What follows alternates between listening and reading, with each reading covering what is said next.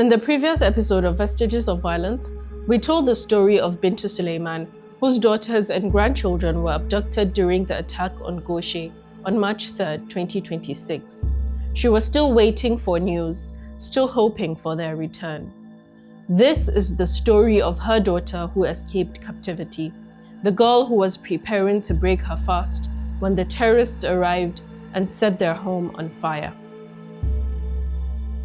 Welcome to Vestiges of Violence. Here, we talk about survivors. For HumAngle, I am Sabika.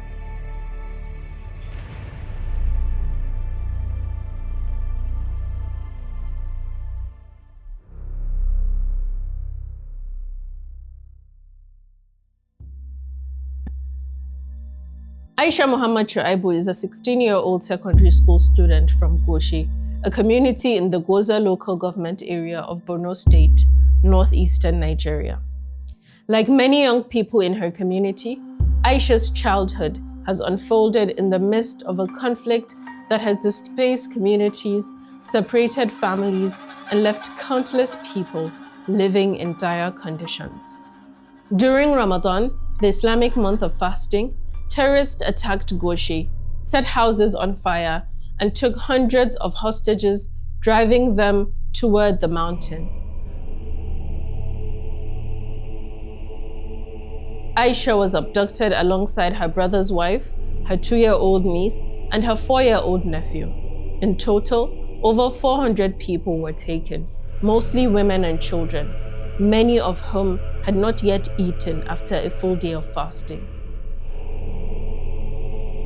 The terrorists herded the hostages at around 9 p.m. and chased them through the bush, beating them with whips until they reached a small town at approximately 3 a.m. Some abductees had phones that allowed them to keep track of time, though those were eventually seized. The following morning, the hostages woke without having eaten the pre-dawn meal and continued on the journey. A few hours later, they reached a building nestled in the mountains. No food was provided that evening either. It was not until the next morning that a meal was brought. Each room in the house held about 50 people. They slept on bare floors, and when it rained, the roof leaked, forcing everyone to stand until the downpour stopped. Afterwards, they would sit on the mountain and wait for the rooms to dry before going back inside.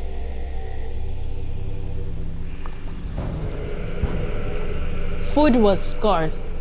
The captives were given sorghum to cook and eat once a day, and if they needed soap or detergent, they had to beg their abductors, and often those pleas went unanswered, leaving them to wash themselves and their clothes with water alone. Water too was a constant challenge. They had to carry full buckets from a distance and hike up the mountain, always accompanied by terrorists who never allowed them to fetch water alone. The same water served for drinking, bathing, and washing. For women especially, the living conditions were harsh.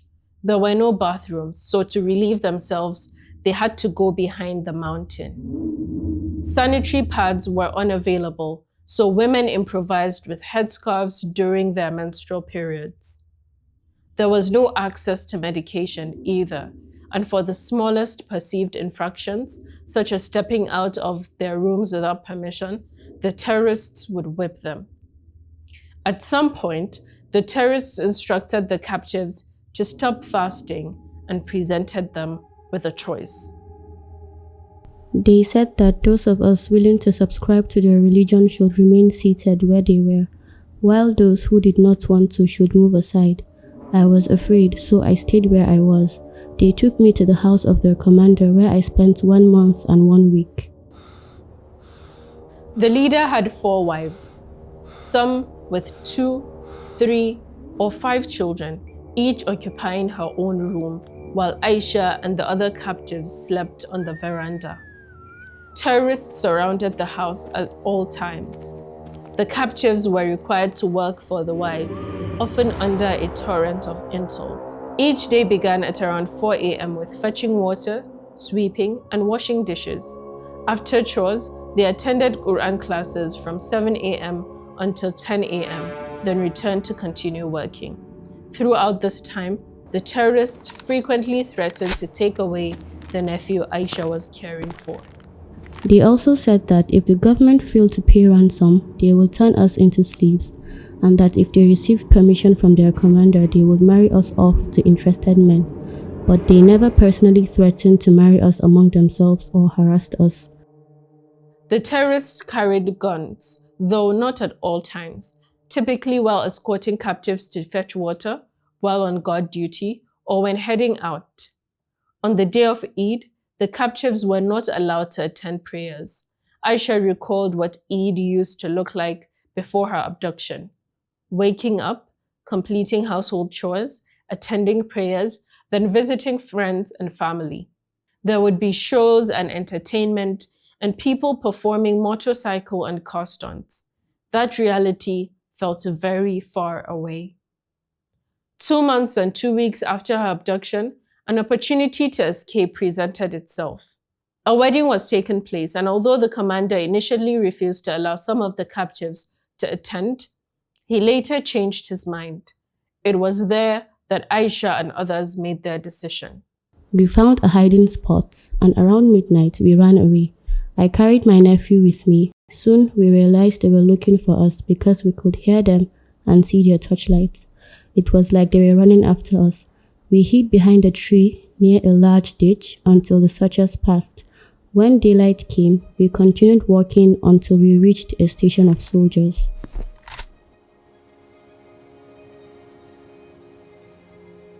The soldiers took them to a military base, questioned them, and later transported them to Pulka, the community where many displaced residents of Ngoshe have sought refuge after the attack, including Aisha's mother.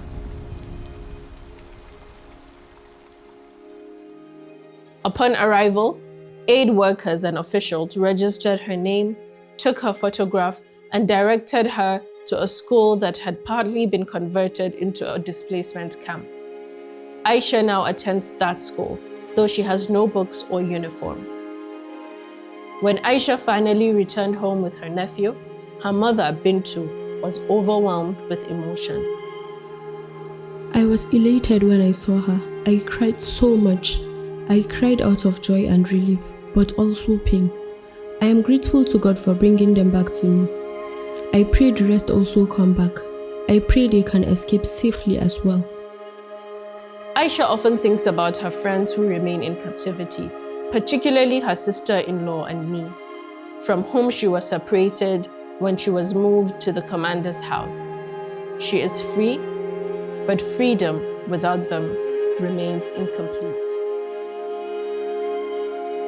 This episode was reported and scripted by Sabika Bello. Multimedia editor is Anthony Asamota, and executive producer is Ahmed Salkida. In order to protect the identities of survivors, we use voice actors for this episode. If you or anyone you know have a story to share on Vestiges of Violence, do not hesitate to get in touch with us.